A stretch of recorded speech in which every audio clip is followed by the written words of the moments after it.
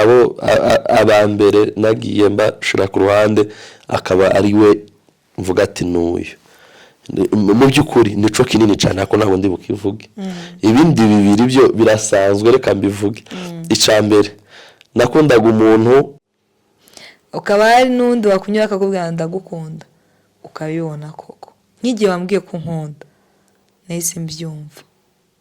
ko ari byo Imana igifata fofu ikamushiramo ikintu runaka cyiza igafata ndavuga ndabunda igafata Denise ikamushyiramo ikindi kintu runaka wenda fofu ikamushyiramo urukundo cyane Denise ikamushyiramo n'ikindi kintu runaka nacyo ukeneye noneho igafata n'undi ikamushyiramo ikindi ugasanga mu nshuti 50 ufite cyangwa 20 ufite nta yujuje byose ako buri muntu afite umwihariko we umwe afite urukundo undi afite gufasha undi afite iki undi agira ukuri gutyo ugasanga nyine niyo yaba ari utuntu dusanzwe wenda akunda gutembera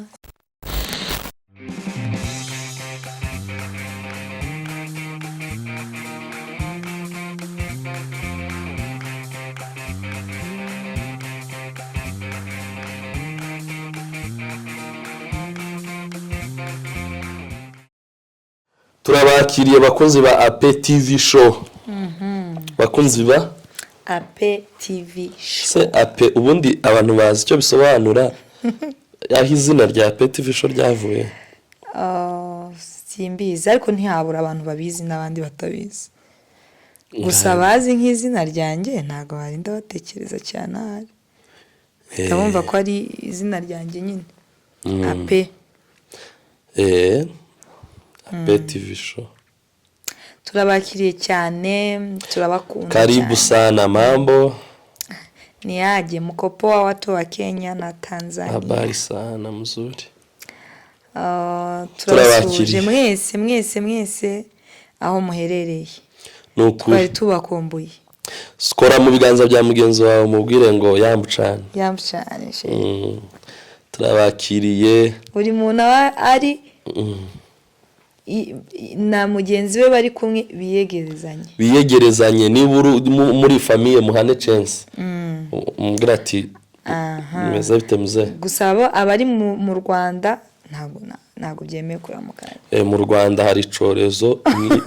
cya Marburg ese ngo ni Marburg I think niko bakita siko bakitara ndakeka bakita Marburg gusa nyine bagira ngo cyatewe n'abantu bari ubu oya Marburg ni icyorezo cyandurira mu matembabuzi mu byuya nyine mu matembabuzi niyo mpamvu abantu mugomba gusuza kuri chance cyangwa ugashyiraho umupira gutya ukagira gutyo nkoko ngenda nambaye amaga cyo tugasuzanya nk'abayapani ukazajya ubona amagutya cyane nuko nka kwa kundi abantu bajya suza amateraniro ntujye ubona iyo biyegereje umuntu azahitagira gutya cyane rwose nuko gahunda no gusuzanya gutya kugira ngo turwanye ariko abandi bari ahantu hatari ikibazo muhoberane ngo turabaramukije cyane turabakunda uko nukuri tugiye gusubiza rero ibibazo ari ibibazo mwagiye mutubaza tugiye kugerageza kubisubiza cyane tugiye gusubiza ibibazo hanyuma nibyo tugiye gusubiza ibibazo tuganire n'abakunzi bacu cyane twe tubakumbuye kubera ko abantu hari nk'abantu nka 5 wasangaga bari kubaza ikibazo kimwe cyangwa byenda gususa twese dutoranyamo abantu babajije ibibazo bidasa kuko hari aho twaba tureba tukabona abantu nka 4 nka 5 babajije ibintu bisa cyangwa se yabajije ibibazo nka 3 bibiri bisa n'ibyundi yabajije kimwe kirihariye tugata duhitamo kimwe kugira ngo ibindi tuze kubisubiriza icyarimwe duhite dutangira akomeza neza sheri meze neza mukunzi aho bose bameze ute meze bon meze neza ka gripe ko karagenda gakira ndacari gutekereza ku ijambo batubwirije mu giterane c'abayumbe abarinzi b'inkike niyo yari topic abazamu kuri ndeba nkaho nibyo abazamu ubundi umuzamu arangwa n'ibintu bitatu iyo umuzamu atabyujuje ukamumwirukana ngambwira gatuzorebe icambere kudacika intege ku murimo ca kabiri gutanga report ca gatatu gukora reaction nziza kuri kese runaka ibaye ivyo umukristo nagomba kuba bifite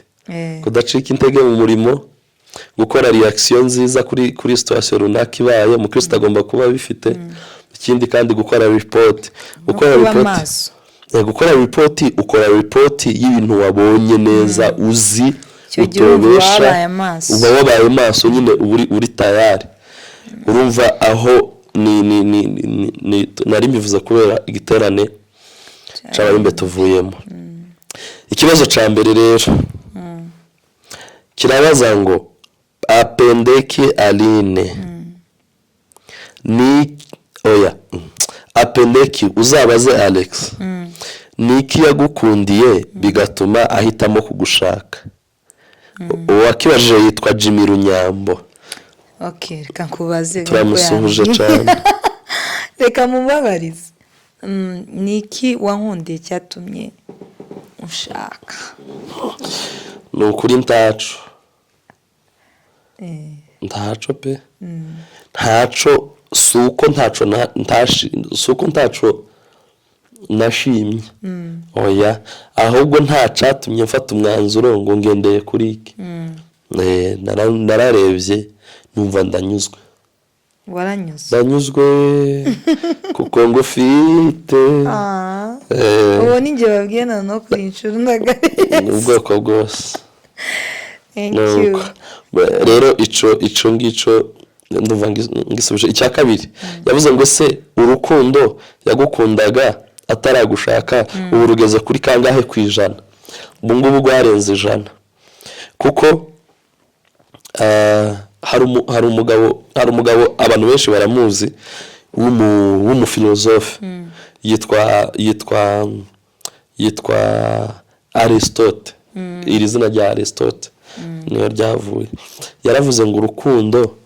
ngo ni 100%. ngo nyine urukundo ni 100%. iyo ritari 100% ngo aba ari ubucuruzi bw'amarangamutima urimo. uri kubyumva ni ngo iyo udakunze umuntu 100% uba uri gucuruza amarangamutima uri gukina n'amarangamutima yawe nayiwe kubw'inyungu runaka. ariko iyo ari 100% ujya wirengagiza ibyakabaye inyungu ugahitamo icyo umutima ukunze. rero aho ndumva ngisubisha cyanyuma cya gatatu ni ikihe kintu wamukorera kigatuma akurakarira cyane iki byinshi cyane ko mba mbona utagira akara kandi sinubura abo kurakara sinzi kurakara avuze ariko kurakara ndabona ibintu bisanzwe byo mu buzima busanzwe ndi umuntu ashobora kunsitara nkamutonganya tese kuko uragenda utari kureba cyane turashize cyane ariko okay sinjya mbona urakara ngewe sinzi cyabitse ariko biragoye I'm sorry biragoye pe mu by'ukuri nanjye ishusho yanjye narakaye ntabwo nyizi nanjye ntayo nzi pe kandi uko tuvugishije ukuri nk'abakristo ntago ateye gutandukanye nanjye sindabona arakara ngo wenda ngo iki niki ibintu byose ajya bikomeza wenda yawe azicabitse n'icabitse nuko nisanze hari abantu bajya bavuga ngo turabakristo ngo kubera turabakristo ngo nta kurakara oya je taga subukristo jewe simeze nkawe nubwo mbivuze gutyo je ndakara ntaho bire n'ubukristo ahubwo naravutse nisanga gutya nisanga ukunguko biragoye nanjye ubwanjye ikintu kimbabaza ni gake kugira ngo ndakare no kubabara bino ngo nababaye cyane ngo numve ngo umubabaro oya ni bukeya cyane abitwa ngo ni uwitwa niba ari umuntu sinzi The Beauty TV show ako sinzi ari channel zitwa The Beauty TV show ndumva nanjye nizi ni channel Soba ndo muri Kenya ariko niba ari muri Kenya niba ari i Burundi sinzano baba niba ari abamama niba ari abakobwa babiri bajya baganira twe dukurikirana abantu niba ari bo kabisa ndabasuje uko tujya dukurikirana ibiganiro byabo bajya basitsa cyane njya mbareba nkaseka cyane. bavuze gute babajije ngo ndifuza ko umbariza madamu wawe ukuntu ajya yiyumva iyo bamubwiye ngo umugabo wawe ni mwiza yumva yiyongereye nk'ibiro bingahe ahita naseka ati turabakunda the beauty show natwe turabakunda cyane. numva nishimiye cyane nta muntu udakunda compliment ni nko kukubwira nawe ku giti cyawe ngo uri mwiza biramushimisha rero ndabifilinga nyine nkumva ni byiza nkashima Imana ngashima Imana naho ibiro byo sinobimenye iby'ibiro ko sinza ngenda nje kwipimisha ibiro ariko njya nishima cyane kandi nanjye ndabakunda ndabakurikirana. Uwitwa Jolie akunda no kuvuga ntaribagirwa baby niba ari bo mvuze ubwo bazabivuga muri comment hari ukunda kuvuga bande ba beauty niba ari beauty hari ukunda kuvuga ijambo ngo naye wanje niba ari witwa Jolie 05 yarabajije ngo mbariza umugabo wawe umunsi wa mbere yakubonye yiyumvisha gute. Wiyumvise gute shi nahise mubwira ngo uzombera umugore cyane ntagabeshe uko nukuri ntago mbeshe umunsi wa mbere mubona nahise mubwira ngo dore uzombera umugore. Aline uzabaza umugabo wawe ngo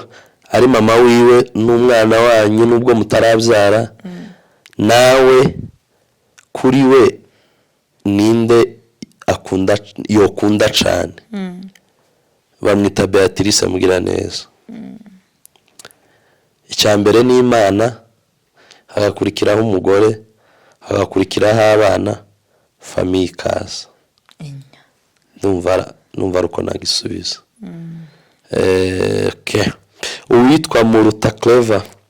yabajije ngo mbariza Aline ese gukundana udafite gushaka vuba ni ngombwa ubyumva gute banza ugisubize ico. Si ngombwa ariko ntacyo bitwaye biba bitewe na principe umuntu yihaye. udafite gushaka vuba niko yavuze urumva wenda uba ufite intego wenda ushobora kuba warihaye ikintu runaka ningera kuri iki sibyo rero si ngombwa kubera ko toreka ngo banze utegereze ukigereho ubone gukundana kuki toba mukundana nawe ngo mumenyane umumarisha iki kandi utafite kumushaka oya mufite kuzashakana ariko not now ni nkako yabajije niba nacyumvise neza azotubwira byavuze nibyo ikibi ni ugukundana udafite uwo muntu nta mugambi umufite utamukunze kwa cyakabiri gira inama umusore wabuze akazi gusa nuko gusa yabajije sure nukuri do kabiri nukuri mwana we kuri sorry birasekeje nyine numvaga wenda agiye kuvuga ngo wabuze akazi bigenda gutya na gutya yihangira imirimo arebe ikintu ari fo muri cyo udafite amafaranga jeri oya ntago ari ibintu by'amafaranga niki wakora udafite amafaranga icyo wakora udafite amafaranga kuririmba uri mu nzu no kugira no kumesera abantu n'akazi kandi faranga bigusaba ahubwo bo birasaba ko bakwishurira no kujya gufasha abandi akazi ntibigusaba amafaranga kandi yarakabuze akazi yavuze ko kwa applyinga sibyo oya ntiyavuze kwa applyinga yavuze nako kugira yavuze akazi akariko kose yarakabuze okay ndumva nta nama namugira usibyo kumukomeza ariko nyine ngewe niba nari numvise neza numvise wenda ari akazi kano nyine twese twa applyinga niba yarakabuze yakwishakira ubundi buryo yakora byamwinjiriza ntabwo akabura totalma. Icya gatatu yabajije ngo inshuti kuri wowe ni umuntu umeze gute. Inshuti kuri ngewe ni umuntu cyambere unkunda. Umuntu nkunda. Icya kabiri ni umuntu usibye kunkunda aba ari mu ibyo byose, gusa hari umuntu ugukunda ariko utaba inshuti yawe. Rero ngiye kuri ngewe umuntu ngira inshuti, icyambere gikomeye kurusha ibindi aba ari umuntu nkunda. Ikindi akaba ari umuntu nyine ndabona wagiye kure igira nkahabye ego ko Yesu urandebera ngo umuntu nkunda wese byanyabyo nyine nkabivumbura nkamenya ko nkunda. Kuri njewe n'inshuti yanjye. Sheri wamenya gute ko umuntu agukunda? Bisaba igihe ariko wabimenya. Byanyabyo. Ni ukuri umuntu ajya bifilinga. Ni ukuri uzi ko nshaka kukunyuraho nkakubwira ngo ndagukunda, ukabyumva ko ari byo kuvuga, ahubwo wenda avuze contraire, uwo ni ngewe. Ukaba hari n'undi wakunyura akakubwira ndagukunda, ukabibona koko. Nk'igihe wambwiye ko nkunda nahise mbyumva ko ari byo. Ugendeye kuki? Ngendeye ko ari ijambo kurindi. Okay, umuntu wakuryarye ko agukunda n'uwakubwiye ko agukunda,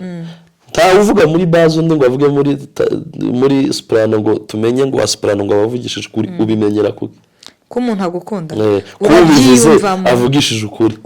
urabyiyumvamo muri wowe.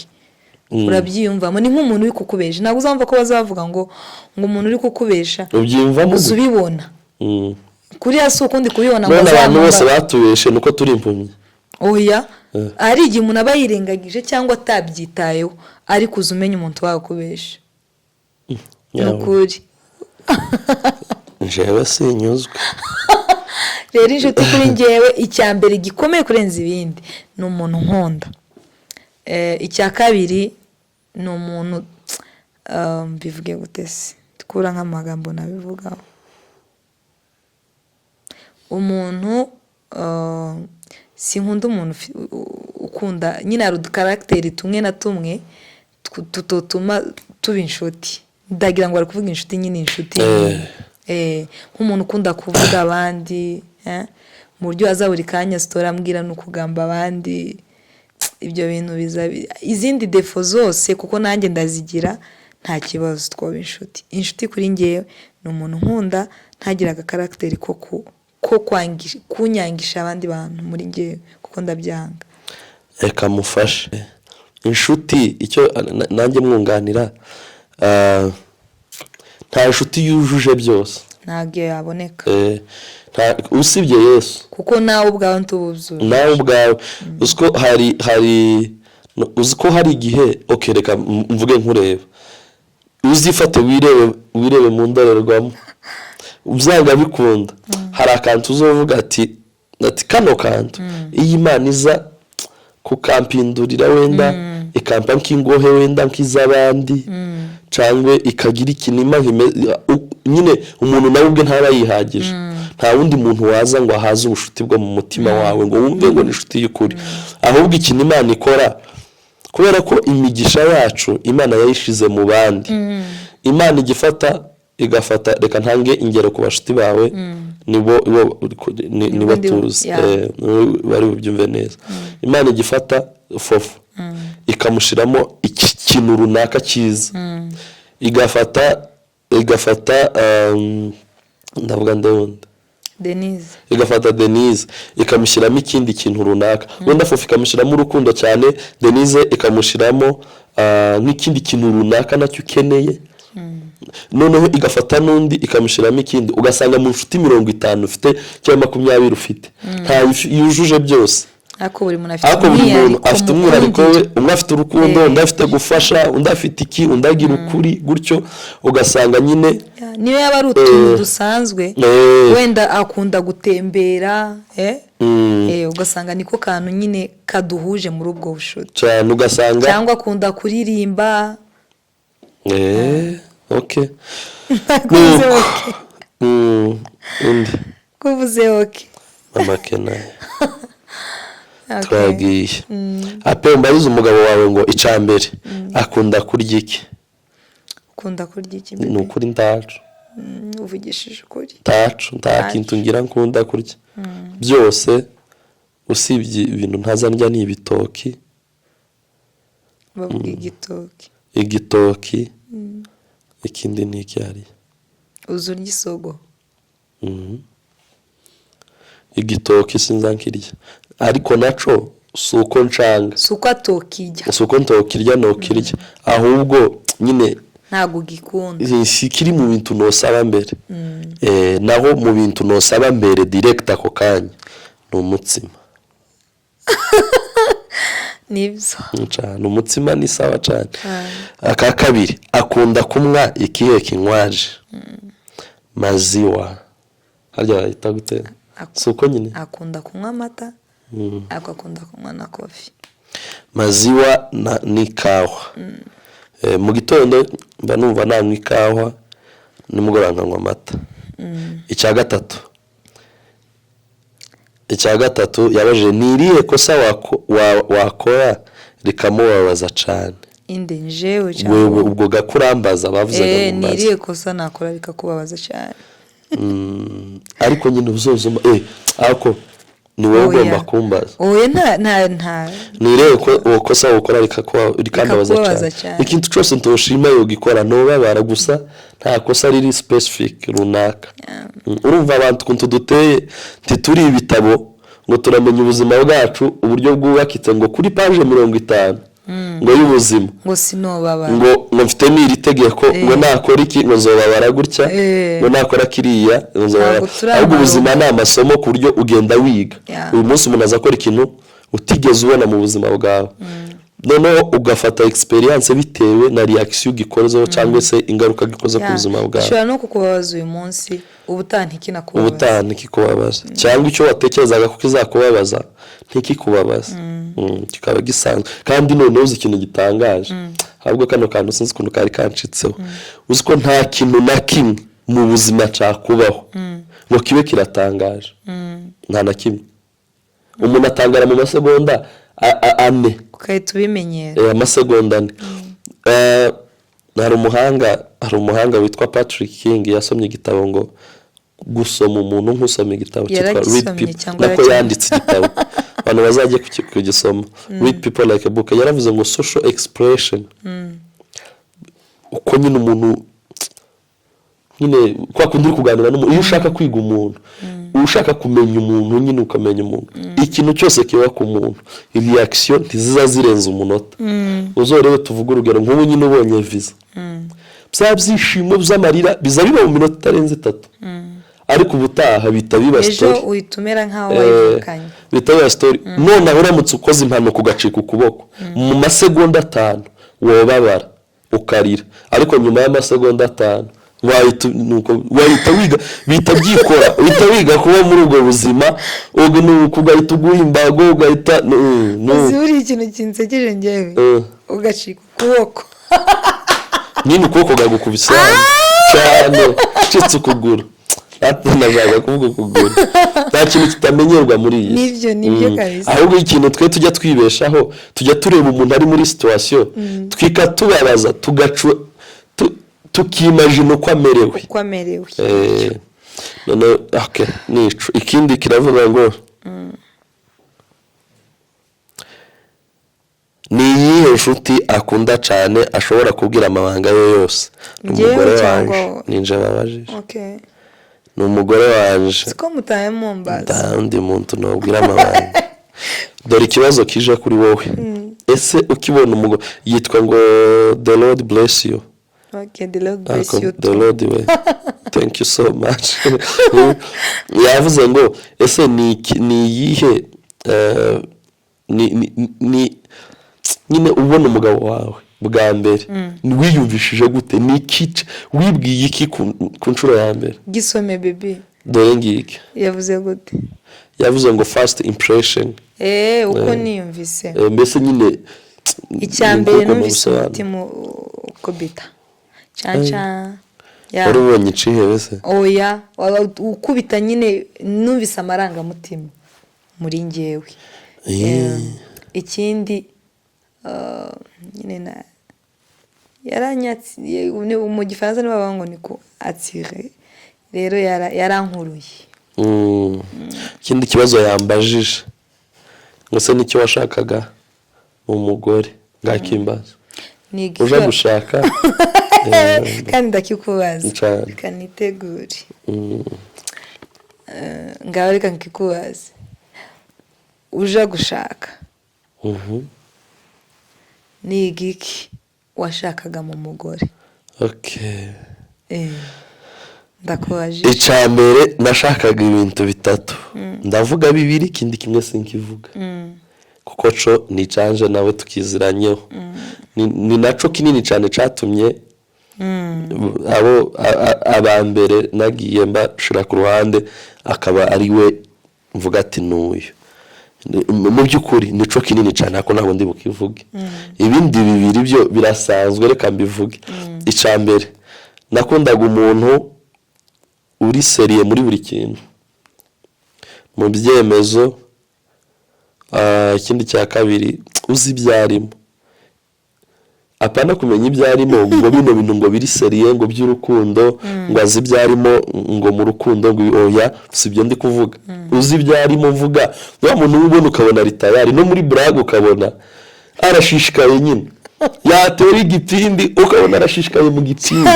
yakuganiriza ukabona arashishikaye kukuganiriza nanga umuntu ukora ikintu ugasanga umuntu ari kuri telefone kandi ari kukuganiriza nje byose nabikundaga nda n'ubu simbikunda nanga umuntu wenda akaririmba ubona ari mu yindi yarangaye mba nkunda umuntu nyine witayari yaba ari kugenda mu nzira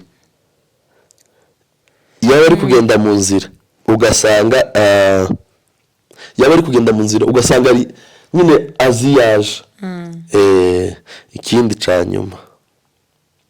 iminota yagiye ikindi cyanyuma ngose ariko bakubajije kabisa niye ntambara twarwanye twembi ya mbere twarwanye twayihandolinze gute? Ni wowe twembi ko baratubaza ngabanzubize nanje dasubiza bagukunze yewe hagati yanje ntituziga niba yabajije hagati yanje nawe oya urumva byanga bya buse ni hagati yanje nawe dusubize muri ni hagati yanje nawe ni ngo twarwanye ngo twayihandolinze gute? ngaho usubiza nanjye ndasubiza shange mu by'ukuri nukuri mbabwije ukuri wenda iminota itararangira mbabwije ukuri nta ntambara twigeze tugira ku buryo ija kunsaba kubitekerezaho ngo iki ntayo umuntu ashobora kugira ngo turi kuvugisha ukuri ntayo. Imyaka twakundanye yose twabaga mu mahoro nta na rimwe twigeze tugira ibibazo ahubwo dushobora kuba twarahuye n'intambara zo hanze twahuye n'izo hanze ariko hagati yanje nawe zo hanze zo zirareba ziteye ubwoba ariko hagati yanje nawe nta ntambara twigeze duhura nayo. Ikibazo ca nyuma dusoza kiravuga ngo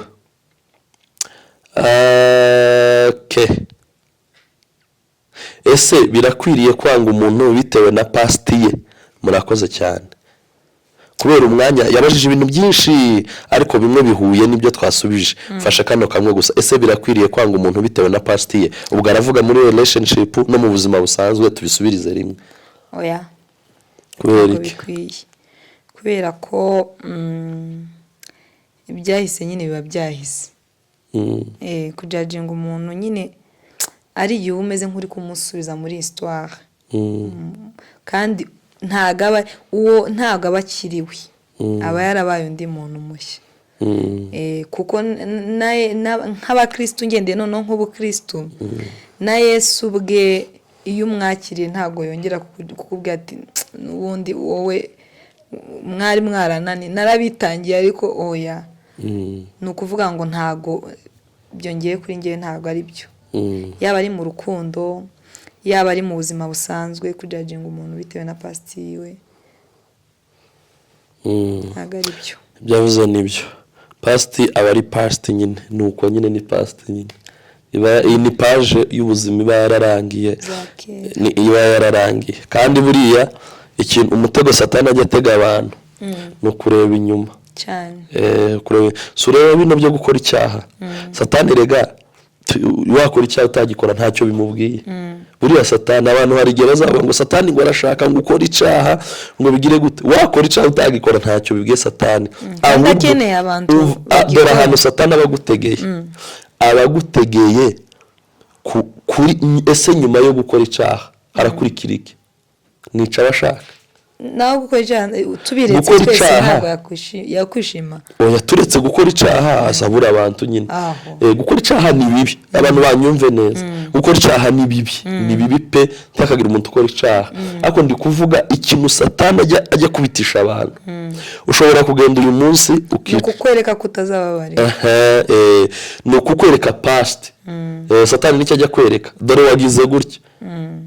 gutya wava nko mu ngeso mbi ukamusanga satani niza ari kukubaza gusa akaba ari zagarura mu bitekerezo niyo agiye ku Mana nta kindi agushinja past yawe rero iyo Imana ikubabariye irasiba ntabwo isiba future isiba past nayo ugahita uba icyaremwe gisha naho rero ruzingiye umuntu rero aje mu buzima bwawe ugomba kumwakira nk'icyaremwe gisha kuba yarahindutse cyane yaranasabye n'imbabazi murakoze cyane Imana ibaha umugisha thank you so much Imana ibaha umugisha cyane nabonye abenshi mwagiye mubaza umutware wanje cyane sinjega niba munzi bihagije ariko niyo mpamvu nabaye nk'umushitsi hano mwatumye mboweka cyane ariko thank you cyangwa bazoreke nkubaza uzombaze no kubaza ndi seriye ndabibemereye azombaze yirengagije n'ibyazi mbaze kabisa ubariza abandi no kubaza igitangaza kikakubaho ikiganiro mu biganiro by'ubutaha azombaza Imana ibahe umugisha Imana ibagirire neza cyane ciao ciao bye